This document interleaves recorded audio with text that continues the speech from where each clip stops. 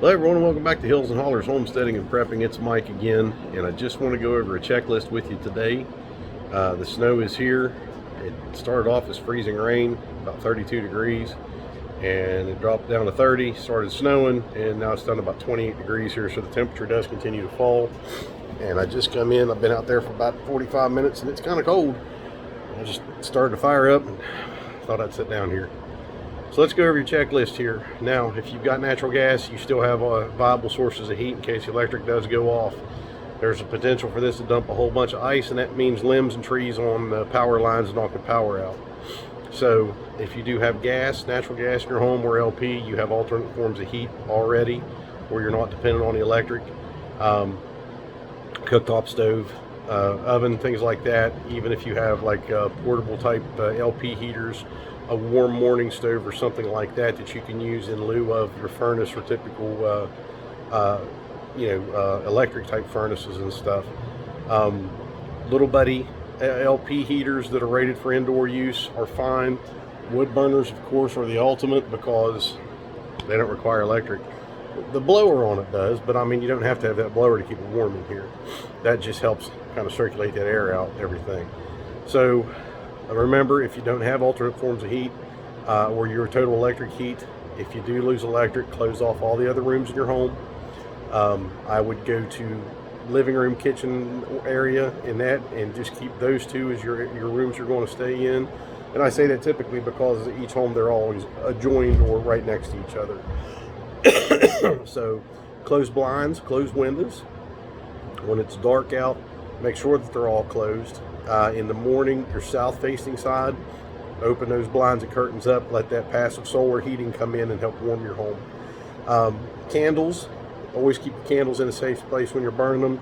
Keep them on an island in the center of the kitchen, on a kitchen table in the center of the kitchen. Do not put them on countertops below cabinets and stuff, or near curtains and blinds and stuff. Don't put them on a floor around a bunch of blankets and everything, and end tables where they can get knocked over if you're moving around in there trying to get things situated. So close your other rooms off in your home, your bathrooms, your extra bedrooms, and everything like that. Oil lamps, candles will actually help kind of passively heat a room a little. They'll actively heat a room, but not to the point where you're going to be sweating or anything like that, but enough to where you're not going to freeze to death. The good thing is that if you do have a home, an apartment or something like that, you do have that shelter and that bit of buffer between you and the weather outside. Bundle up, layer your clothing, get some extra blankets out, get a sleeping bag out. If you want to pitch a tent in your living room, if you have a tent that you can put up in your living room, pitch your tent in your living room, cover it with blankets, put extra blankets over top of it, and you'll be surprised you climb in there how much extra heat that'll hold in there. Do not put candles or other heaters in that tent or around a bunch of blankets and stuff. Water, go ahead and run you a couple jugs. If you got a couple extra gallon jugs laying around, like empty milk jugs or something, rinse, clean them out. Go ahead and run you a couple gallons of those and set them aside that way in case water does freeze. Like I said, you got flashlights, you got matches, you got lighters, you got candles, you got oil lamps, things like that for alternate light sources and everything like that. Go ahead and charge your electronics up that you might be using, laptop, cell phone, stuff like that. Keep it on charge. If you haven't yet, you should invest in a portable charger that you can plug in, get it a charge. And I have one for my phone and stuff like that. And that one charge on that thing, and it's as big as my cell phone, it will actually, one charge off it will charge my cell phone 6 times, fully charge it 6 times. So that's nice to have in the event of, power outages and stuff. Ironically enough, talking about the water and everything, is our water pressure's been a little low the last couple days.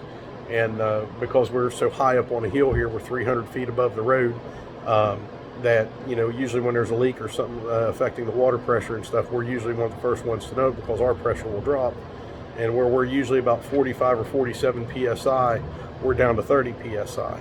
So I called the PSD this morning, and they sent a guy out, and he couldn't find anything, looking for a leak and stuff like that. He even checked our meter, and he said, well, there's obviously a leak somewhere. He said, if you're that low, he said, but we're not finding it, unfortunately, until it pretty much blows. And let's just hope it doesn't happen if we end up with 2, 3, 4 feet of snow out here, which really at this point, it doesn't matter how much it snows. To us, it doesn't. I mean, as far as we go, I mean, there are other people out there who are not prepared and everything like that, but if it snows 6 feet, it snows 6 feet. we're ready for it. You know, the only thing I will tell you to do is if you do have like home standby generators, if you do maintain your electric and stuff like that, make sure your vents are free of snow. So if you go out to, you know, if the snow does start to pile up, make sure that your vents and your exhaust and stuff like that from your appliances in your home, like your furnace, even your home standby generator and stuff like that, make sure that they're not plugged up and obstructed, because that can cause carbon monoxide poisoning, or to build up in your home and everything. So anything that vents outside, you want to make sure it's clear. You want to make a nice little area, probably about 6, 8, 10 feet around it, make sure it's clear of snow, so it's not blocking it up. Usually gas water heaters and gas furnaces and stuff vent right outside like that. Our home standby generator is actually under one of our porches, but it's just right under the edge of the porch, enough to protect it from the weather, but it vents straight out instead of right up against the house. So if it was to snow that much and build up, I'd just walk right out here and shovel it out, and it would be done. It would be fine, because it's not going to bury it, but it could block the exhaust on it a little bit.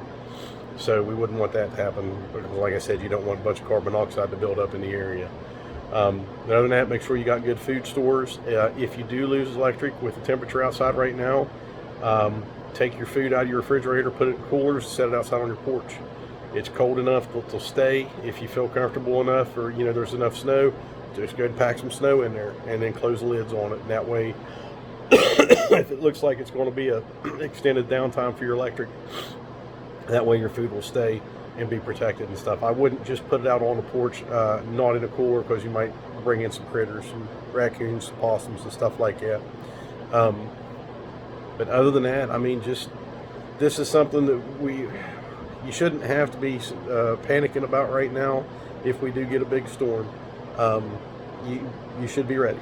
You know, if this is a lifestyle that you choose, and you choose to be prepared and everything like that, this is what you should have already done and been ready for. And you know, so like I said, if it snows 6 feet, it snows 6 feet. What are you going to do about it? You know, we got family. My mom's right here at the bottom of the hill from us. She's got a home standby generator. I can get down there to her, no problem. If the other family needs me, I'm sure I can get out to them some way. Even if I have to take the side-by-side, I'll get to them. So I don't think they're going to give me too much grief about that. It gets that bad. But anyways, good preparedness, like I said.